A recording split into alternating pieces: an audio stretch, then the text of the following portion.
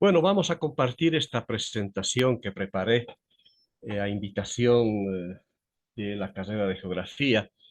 Agradecemos esta invitación. Voy a enfocarme básicamente en la incidencia que tiene el censo en lo político, en lo fiscal y en lo territorial, sabiendo que la importancia que tiene todo censo en el mundo es esta radiografía que nos presenta para todo país la realidad social, la realidad económica, la situación del empleo, la situación de la vivienda, un panorama de no solamente cuántos somos, sino cómo estamos viviendo.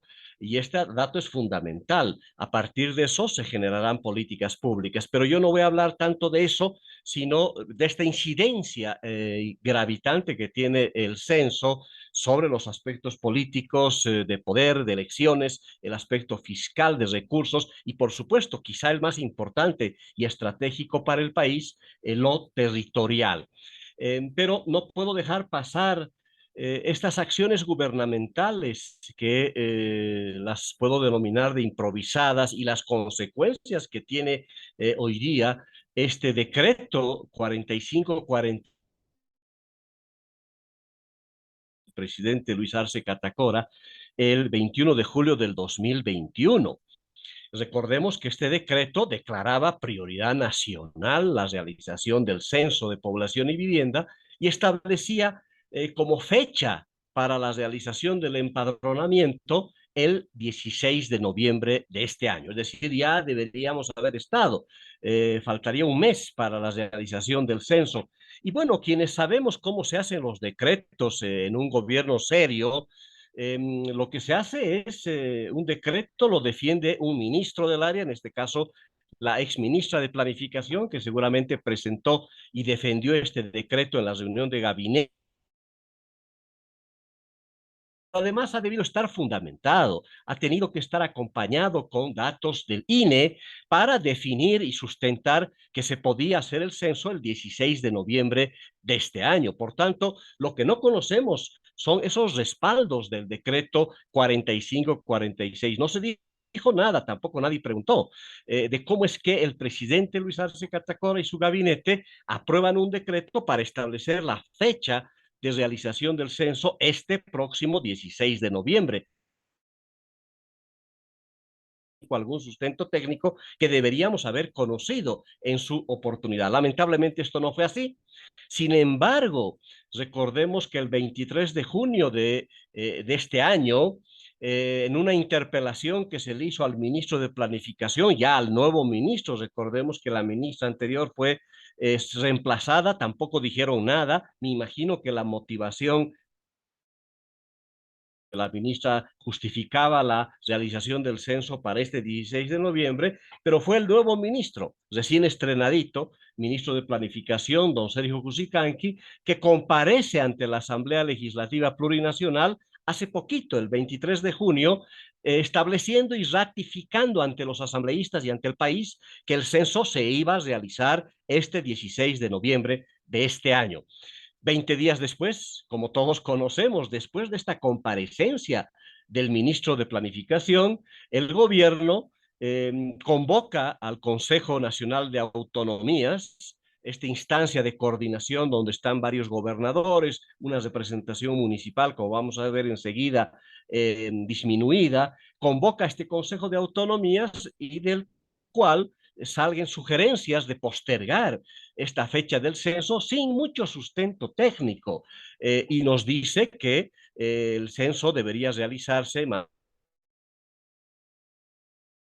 Y para ello sacan un nuevo decreto, el 4760, estableciendo que es el INE el que tiene que sacar una determinación de la fecha específica y lo tiene que hacer en el lapso del mes de mayo a junio del 2024. ¿Cuáles son las motivaciones que dieron en el Consejo Nacional de Autonomías? Recordemos que dijeron que en noviembre no se puede hacer porque llueve, porque hay zafra, qué sé yo, bueno, razones poco técnicas. Sin embargo, recordemos, ¿Por qué el gobierno convoca al Consejo Nacional de Autonomías? Recordemos cómo está conformado el Consejo de Autonomías. Son 7 representantes del gobierno nacional, ministros, presidente, vicepresidente, son 9 gobernadores, 4 de ellos son del MAS, suponiendo que los otros 5 gobernadores más o menos tienen cierto margen de autonomía, pero donde está débil la representación municipal, precisamente son 5 representantes de los gobiernos municipales, uno de ellos la AMB, suponiendo que la AMB tiene una posición oposición o autoridades electas que no responden al movimiento al socialismo, podrían llegar, digamos, a 6 máximo. El resto son representantes de autonomías indígenas, el resto de los representantes municipales los define la FAM, con un criterio más político, con alcaldes del MAS, y finalmente el representante regional, que normalmente ha estado votando, alineado al gobierno. Por tanto, de 27 miembros del Consejo de Autonomías, 6 más o menos tienen cierto margen distinto del movimiento al socialismo y del gobierno. Por tanto, claro, tienen una mayoría cómoda y por eso convocaron al Consejo de Autonomía. Sin embargo, este pretexto de que en noviembre llueve, de que hay zafra, no tiene mucho sustento porque recordemos que el anterior censo, el año 2012, precisamente se realizó el 21 de noviembre, a no ser que yo no sé si el 21 de noviembre del 2012 no llovía, no había zafra tampoco en esa época. Los otros censos, el 2001 se hizo en septiembre, el 92 fue el único censo que se hizo en el mes de junio, el resto todos se hicieron en el mes de septiembre. Por tanto, estas son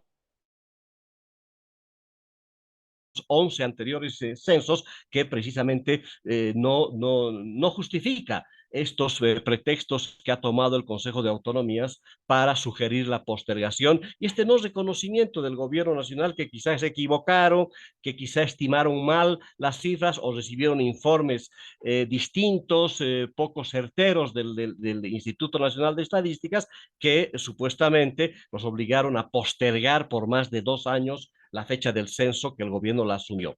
Pero bueno, yo quisiera entrar a contribuir un poco a una definición para ir entendiendo mejor cuál es el alcance y la importancia de un censo nacional de población y vivienda.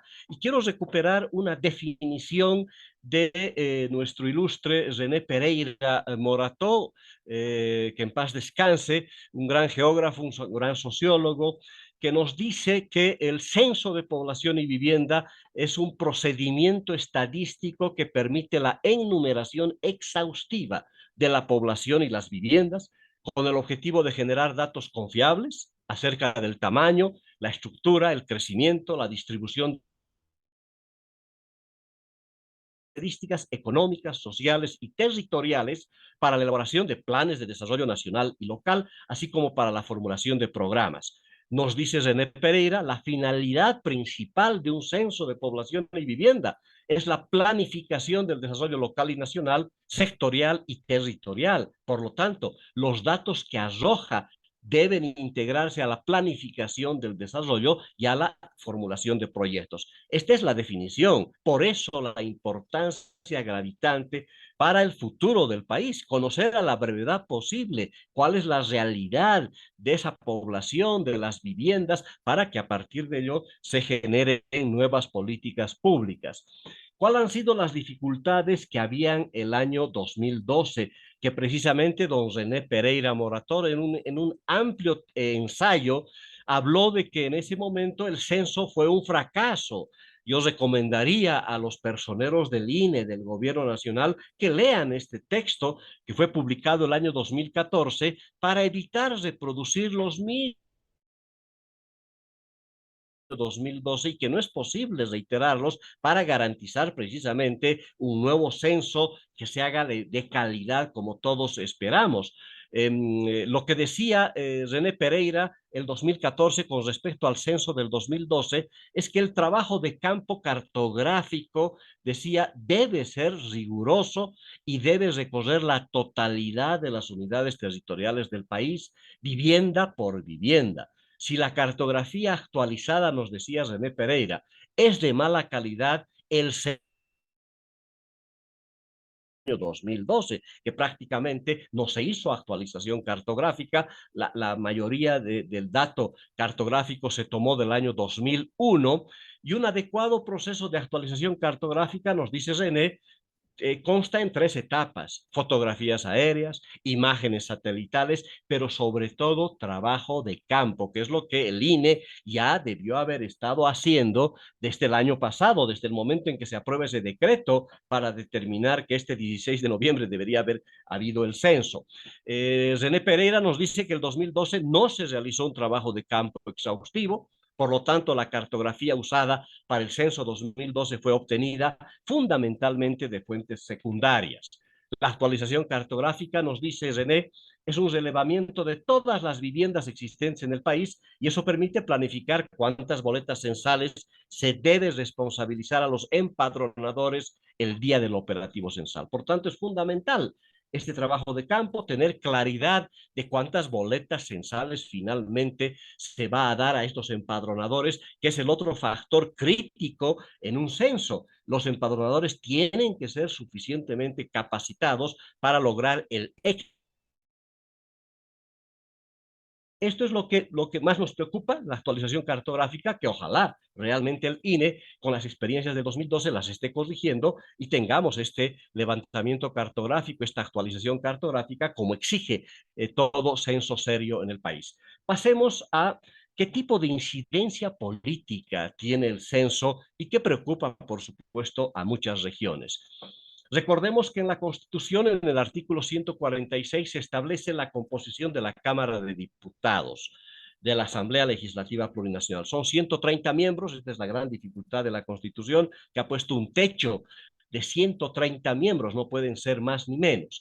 La mitad de ellos se eligen en circunscripciones uninominales y las departamentales. La Constitución además nos dice con claridad que la distribución total de escaños en la Cámara de Diputados entre los departamentos se determinará por el órgano electoral en base al número de habitantes de cada uno de los departamentos, de acuerdo al último censo nacional, de acuerdo a la ley. Por equidad, la ley asignará un número de escaños mínimo a los departamentos con menor población y menor grado de desarrollo económico. Está claro. Por tanto, antes de la próxima elección general, que va a ser en octubre del 2025, es fundamental. Tenemos que aprovechar esta oportunidad histórica para contar con un censo, para aplicar lo que dice la Constitución, para que el órgano electoral tenga todo el tiempo suficiente de conocer los datos censales y hacer una propuesta de reasignación de escaños que la tiene que determinar el órgano electoral en base a los resultados del censo. Si el censo lo vamos a hacer recién en el 2024, no llegaremos a tiempo para que el órgano electoral pueda utilizar estos datos y hacer este trabajo que lo plantea la propia Constitución Política del Estado. Pero también en las circunscripciones uninominales se tienen que hacer ajustes tomando en cuenta criterios de población en base al censo y, por supuesto, extensión territorial. Estos son los elementos gravitantes que el órgano electoral requiere precisamente aprovechar los datos del censo para encarar con los datos, con el tema de los escaños el año 2012. Luego del censo, esto es lo que sucedió. El departamento de Santa Cruz tenía 25 parlamentarios, llegó a tener 25 parlamentarios, tenía La Paz 29, Potosí 14, Chuquisaca 11, Beni 9, y con la nueva ley, la 421, que sacó el órgano electoral en base a los resultados del censo del 2012, Santa Cruz ganó 3 escaños parlamentarios, subió de 25 a 28, La Paz se mantuvo en 29, Cochabamba se mantuvo, Potosí perdió un parlamentario, de 14 se le dieron 13, Chuquisaca perdió también uno, Beni perdió uno, y esos 3 fueron a sumar a la representación parlamentaria de Santa Cruz. Lo previsible con el próximo censo es que Santa Cruz, que hoy día es la segunda bancada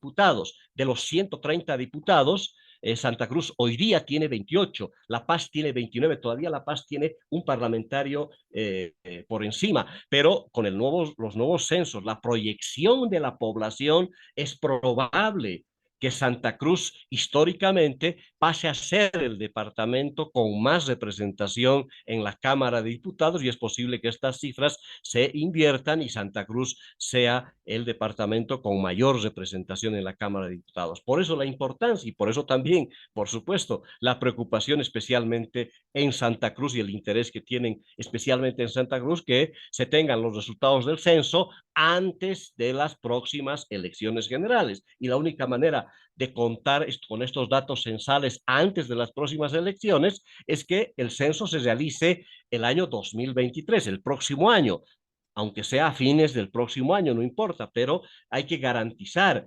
luego de todo el trabajo de tabulación del censo, el órgano electoral requiere tener estos datos máximo a fines del 2024. Por eso la importancia de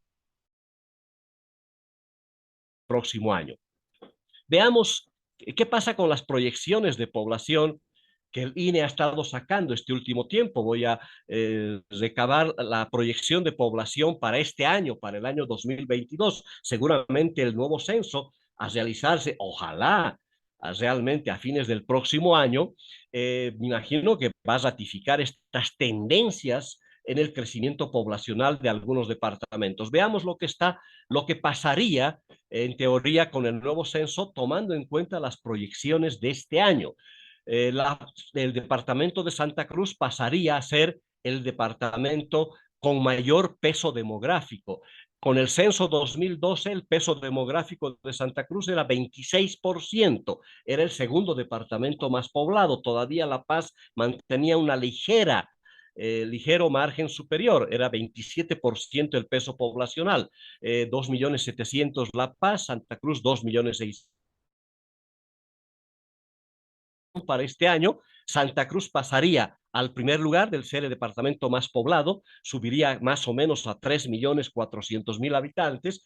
Eso implica el peso demográfico de Santa Cruz sube de 26% al 20, casi al 29% del total de la población del país. Esto da cuenta ya del peso poblacional que va a tener Santa Cruz con el nuevo censo. La Paz pasa a segundo lugar, es decir, baja su peso demográfico con respecto a todo el país, de 27% que era, pasa a 25% en segundo lugar. Cochabamba a 17,63, se mantiene más o menos estancado el departamento de Cochabamba en cuanto al peso demográfico. Potosí, Chuquisaca siguen bajando. Potosí representaba el 8% del país en términos de población, bajaría en teoría al 7%, Chuquisaca casi el 6 baja a 5 y pico, Tarija subiría su peso demográfico, la importancia demográfica de Tarija seguiría subiendo levemente, pero está subiendo, Oruro también está disminuyendo, Beni sube un poco, Pando sí sube de manera considerable. Demográfico. Esta es la importancia de contar también con los datos censales que le van a cambiar la configuración y el peso demográfico de varios departamentos y la incidencia, por supuesto, que eso significa en términos de desarrollo, en términos de incidencia política y todo lo que significa tener el departamento más poblado en Santa Cruz y ya no en el departamento de La Paz. En cuanto a el régimen electoral, eh, también pueden sufrir modificaciones en las próximas elecciones subnacionales. La ley determina que municipios de hasta 15.000 habitantes tienen que tener 5 concejales, de 15 a 50.000 habitantes municipios tienen 7 concejales, de 50.000 a 75.000 9 concejales. Es previsible que el nuevo censo determine en algunos municipios la modificación de la cantidad de concejales a elegir. Por eso también el peso del censo, tenerlo antes de las próximas elecciones nacionales y subnacionales elecciones generales se deberían realizar más o menos en el mes de octubre del 2025 y las próximas elecciones subnacionales deberían realizarse el primer trimestre del 2026. Por tanto, el órgano electoral necesita los datos por lo menos 5 o 6 meses antes de convocar a las nuevas elecciones, precisamente para hacer estos ajustes en la normativa y no tener dificultades al momento de organizar las próximas elecciones generales. Recordemos lo que pasó el año 2012.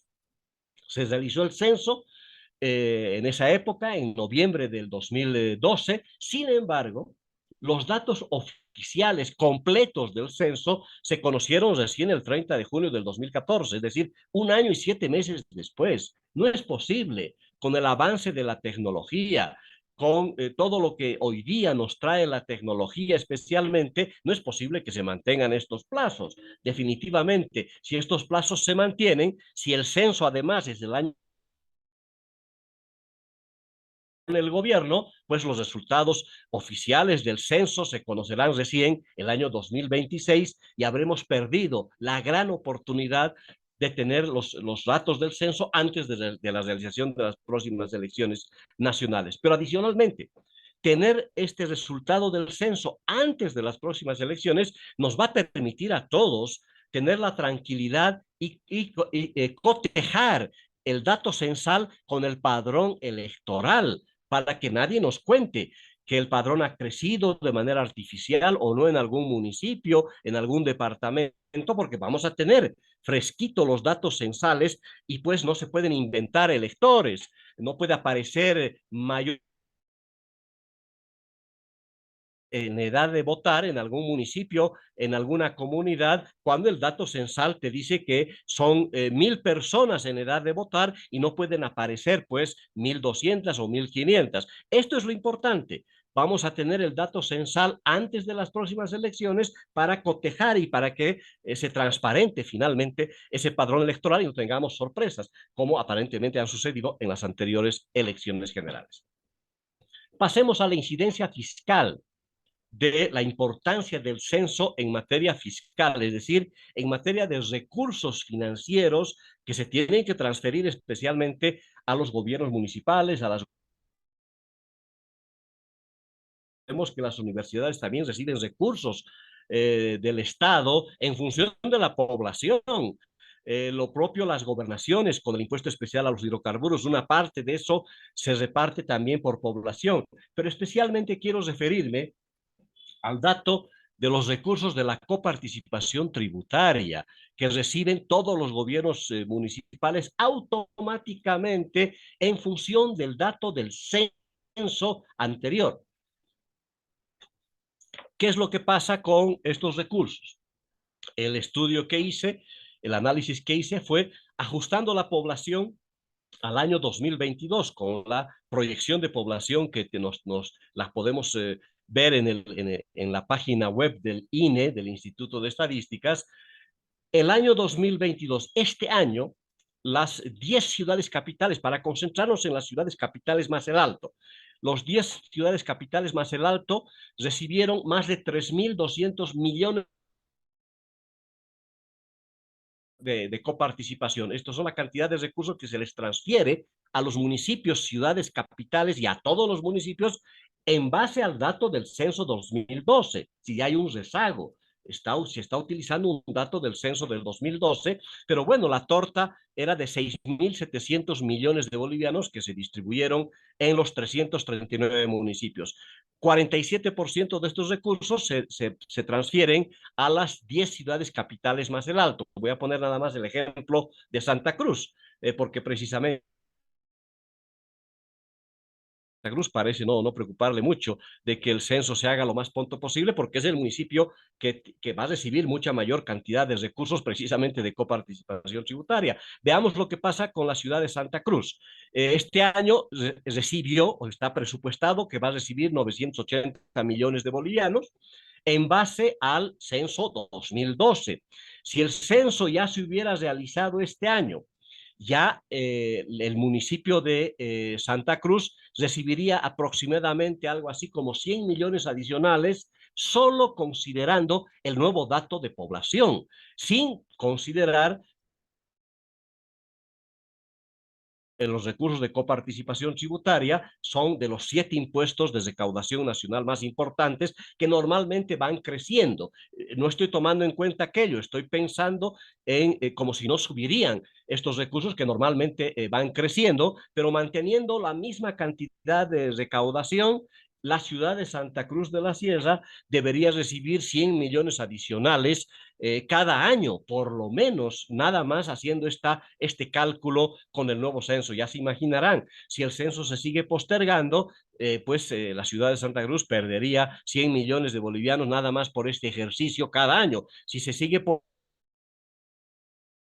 en cada año no recibir 100 millones de bolivianos en un momento donde tenemos todos dificultades económicas, especialmente las entidades autónomas, nos parece gravitante. Los otros municipios reciben un poquito menos por el crecimiento poblacional, el Alto no es nada despreciable, casi 60 millones de bolivianos, La Paz 20 y pico millones de bolivianos y así sucesivamente. En total, las 10 ciudades capitales más o menos deberían recibir 360 millones de bolivianos adicionales que estarían perdiendo de seguirse postergando el censo como está planteando el gobierno. Y este es el peor efecto, que en aquellas ciudades capitales que requieren de esta cantidad de recursos precisamente para poder atender con servicios de salud, con servicios de educación, desayuno escolar, qué sé yo, obras para esa nueva población que ha crecido los últimos 10 años. Pasemos a un tema estratégico del presente y futuro del país que tiene que ver con la incidencia territorial. ¿A qué nos referimos como incidencia territorial? Y aquí voy a recurrir a una definición muy importante de un gran demógrafo que sin ser demógrafo es uno de los más importantes referentes. Él nos dice que el Estado, un espacio territorial donde se asienta una sociedad políticamente organizada, bajo una autoridad común, se caracteriza por 3 componentes. Todo Estado organizado tiene 3 componentes. Territorio, si la superficie, la población y las estructuras de poder, que son las que se configuran en elecciones, cuando estamos hablando de un Estado democrático, y que representan a la vez las partes geográfica, humana. Este autor importantísimo nos dice que la elaboración de una ley que atienda la división política del territorio debe sostener un criterio de equilibrio adecuado entre la extensión de la superficie de ese territorio y la concentración demográfica, la gente que vive en ese territorio, lo que representa una visión de planificación.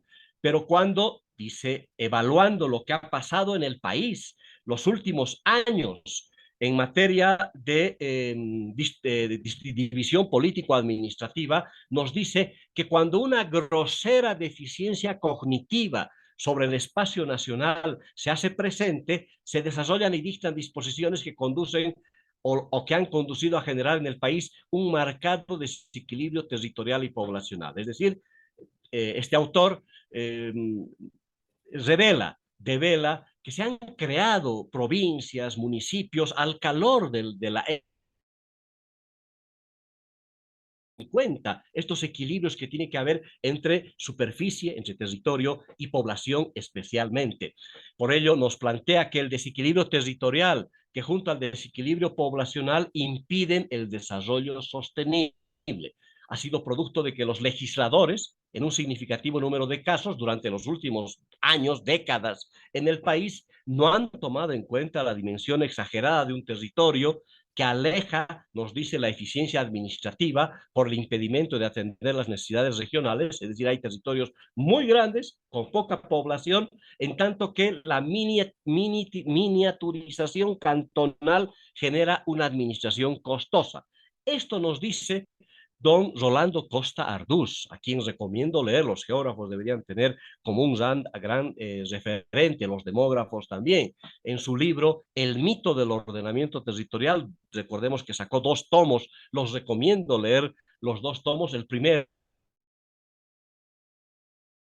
de Bolivia, y un segundo tomo, esta compilación de todas las disposiciones legales en materia territorial, y ahí vamos a ver cómo algún diputado, algún senador, alguna autoridad política, décadas anteriores, crearon un municipio, crearon una provincia al calor de criterios netamente políticos, sin respetar estos criterios de equilibrio que tiene que haber entre territorio, entre población y entre estructuras de poder.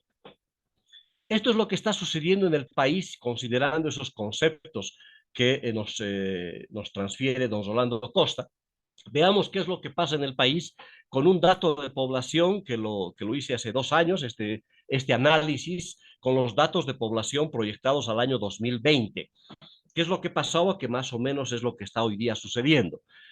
Nos damos cuenta de que los 339 municipios que tiene el país, ¿qué es lo que está sucediendo? Se dividen en 4 categorías estos municipios. Municipios hasta 5.000 habitantes, municipios de 5.000 a 15.000 habitantes, que son categorías,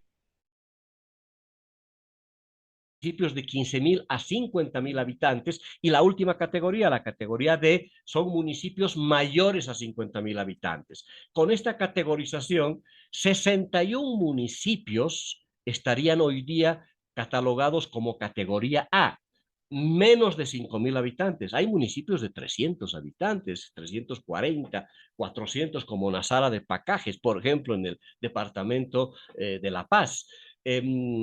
Cubren del total de estos municipios, 17.99% son del total de los municipios. De los 339, apenas son 17% estos municipios. Sin embargo, apenas representan el 1.5% del total de la población. Es decir, en 61 municipios con esta categoría viven apenas un poquito más del 1% de toda la población del país. 144 municipios de categoría B, que son entre 5 y 15.000 habitantes, representan el 11% de la población. Si sumamos ambas categorías, llegamos a 205 municipios de los 339, es decir, el 60% del total de los municipios que hay en el país, se albergan en esos municipios apenas el 13% del total de la población del país. Esta es la realidad. Tenemos un país que se está despoblando en las provincias, en las áreas rurales especialmente. Se imaginan, el 60% de los municipios apenas albergan al 13% de la población. El 30% de los municipios restantes de categoría C, entre 15 y 50.000 habitantes, equivalen a 103 municipios, el 30% albergan al 22% de la población, y el restante 9% de los municipios, que son aquellos 31 municipios de categoría D con más de 50.000 habitantes, hasta los más poblados como Santa Cruz, que está bordeando ya el 1.900.000, seguramente con el nuevo censo pasará a los 2 millones de habitantes en la ciudad de Santa Cruz. La Paz y el Alto juntos, más o menos la ciudad de Santa Cruz de la Sierra, pero bueno, estos 9% de los municipios, 31 municipios, albergan al 64% del total de la población del país. Estas son las grandes asimetrías, desequilibrios que nos muestra el país hoy día, y que es importantísimo analizarlos estas asimetrías con los datos del nuevo censo, que seguramente ratificarán esta tendencia de mayor concentración poblacional en áreas urbanas con un despoblamiento en áreas rurales. Hay una política de categorización de poblaciones, de definir qué poblaciones son, qué tipo. Hay regiones metropolitanas, ciudades principales, ciudades mayores, ciudades menores, centros pobladas. Todavía tenemos que ajustar un poquito en el país este tipo de categorías, este tipo de descripciones de cómo categorizamos a los municipios, para que podamos estandarizar un poco esto. ¿Cuál es la propuesta y qué es lo que he estado trabajando estos últimos años? Preocupado precisamente porque hay municipios que no tienen condiciones de generar posibilidades de desarrollo para su comunidad. Se imaginan municipios de 1.000 habitantes, de 2.000 habitantes, o estos 60 y pico municipios que tienen menos de 5.000 habitantes, no tienen condiciones para generar desarrollo. Por tanto, urge en el país pensar en serio lo que está establecido en la Constitución, la posibilidad de conformar regiones, 41 regiones que albergan a la mayor cantidad de municipios para armonizar precisamente esos criterios de población y territorio.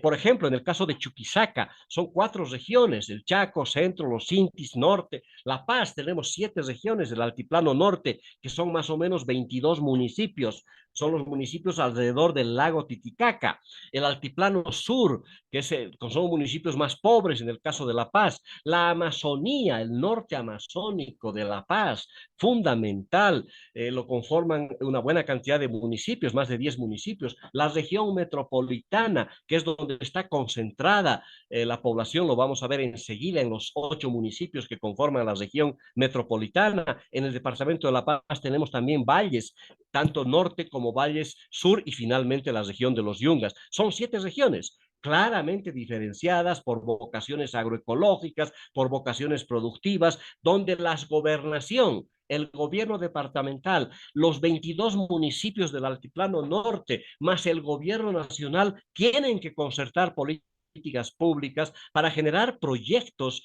de convergencia de impacto regional que genere posibilidades de desarrollo para evitar precisamente este despoblamiento en la mayor cantidad de provincias y regiones alejadas de los centros urbanos. En el caso de Cochabamba son 5 regiones, ya en Cochabamba se está haciendo la planificación regional en base a estos 5 regiones, la región andina, Cono Sur, la región metropolitana, que también son 7 municipios, Colcapilgua, está Cochabamba, está El Cercado, está Tiquipaya, está Quillacollo, bueno, son 7 municipios de la región metropolitana, la región del Trópico y la región de los valles. En Oruro hay 4 regiones, en Potosí también se configuran 4 regiones, Santa Cruz tienen 6 regiones claramente determinadas, la región del Chaco, enorme territorialmente, la Chiquitanía,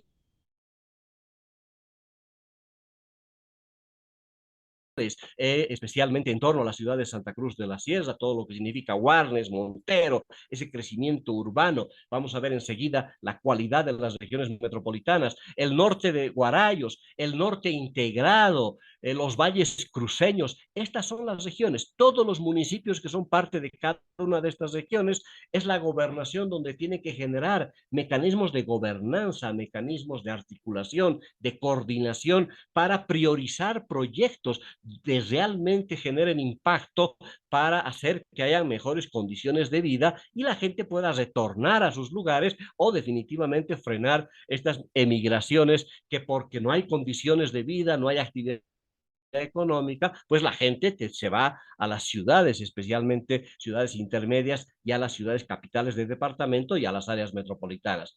Tarija lo mismo, son 4 regiones, el Beni 4 regiones, Pando tiene 3 regiones.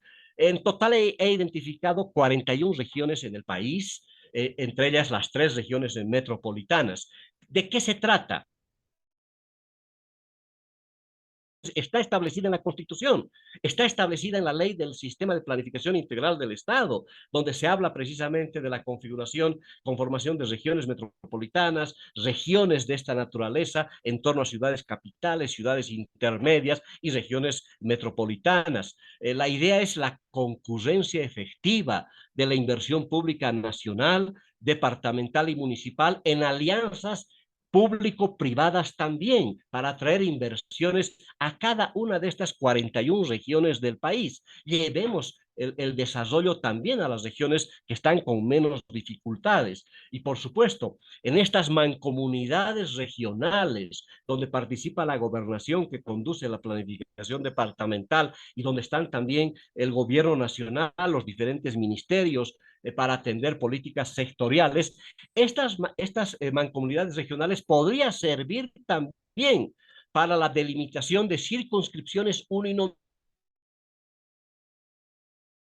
uninominales para elegir a diputados y generemos una armonía completa, como nos dice don Rolando Costa, entre territorio, lo regional, la población, que generalmente es mayor equilibrio cuando hablamos de una mancomunidad regional, y las estructuras de poder, representantes que realmente defiendan los intereses de cada una de estas 41 regiones y generemos pues el desarrollo integral en las mismas. Este es el mapa de las 41 regiones en el país para armonizar precisamente territorio, población y estructuras de poder. Aquí tienen La Paz con sus 7 regiones, las rojas son las 3 regiones metropolitanas en el país,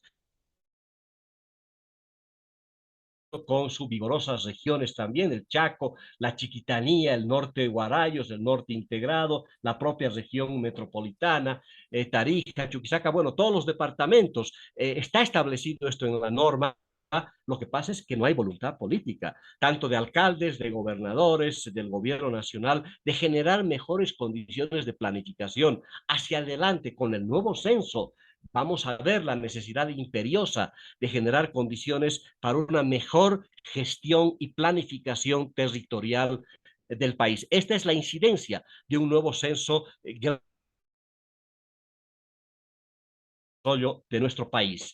En el caso de las regiones metropolitanas, nada más una preocupación que la tengo desde hace bastante tiempo. Hace 2 semanas yo presenté un proyecto de ley de creación de la región metropolitana del Departamento de La Paz, que ojalá es una iniciativa legislativa ciudadana que ojalá se trate en la Asamblea Legislativa Plurinacional. Recordemos que Cochabamba ya tiene su ley de hace 8 años, la ley Canata. ¿Cuál es la necesidad de las regiones metropolitanas? Más del 50% de toda la población del país vivimos hoy en las 3 regiones metropolitanas. Vivimos en 22 municipios de estas 3 regiones. Esta concentración urbana que nos trae tantas dificultades, todavía tenemos un crecimiento desordenado. Recientemente en La Paz hemos visto estas peleas entre choferes del Alto, choferes de La Paz, que se agarran a patadas, a pedradas, cuando se requiere una autoridad metropolitana precisamente para articular, por ejemplo, los temas de movilidad y transporte a escala metropolitana, o el tema de la basura, que tenemos dificultades en las 3 regiones, el tema de medio ambiente, el manejo integral de cuencas. Bueno, hay varios proyectos que se pueden priorizar. En el caso de las 3 regiones metropolitanas, La Paz, el 73% de la población de todo el departamento de La Paz vivimos en la región metropolitana. En el caso de Cochabamba está bordeando el 70%, en el caso de Santa Cruz lo propio, 68 y pico por ciento de todo el departamento de Santa Cruz hoy viven en la región metropolitana, en Santa Cruz, Cotoca, Porongo, La Guardia, Guarnes, Okinawa. Ahí está concentrada la población. Soluciones integrales a problemas comunes que tienen estas 3 regiones metropolitanas. El nuevo censo, vamos a ver exactamente lo que está sucediendo con estos municipios, este crecimiento y cuánto es que se sigue concentrando la población en estas grandes áreas urbanas. Les comparto mi correo electrónico, mi WhatsApp. Tengo un blog también donde ustedes pueden encontrar un mayor desarrollo de esta propuesta de regiones y esta propuesta de un nuevo ordenamiento territorial en el país a partir de los datos que nos arroje el censo. Así que estamos dispuestos a seguir intercambiando criterios a fin de esperar ansiosamente estos datos del censo, que ojalá realmente tengamos un censo de población y vivienda para el último trimestre del próximo año. Sería ideal que sea en octubre del 2023 para que tengamos los datos censales, como lo hemos explicado, antes de las próximas elecciones y que los candidatos a presidente, a vicepresidente, a alcaldes, estos datos estadísticos frescos en su mano, precisamente para proponerle en sus regiones y proponerle al país qué es lo que van a hacer en función a esa nueva realidad social, económica que van a arrojar los datos del censo. Muchísimas gracias por su atención.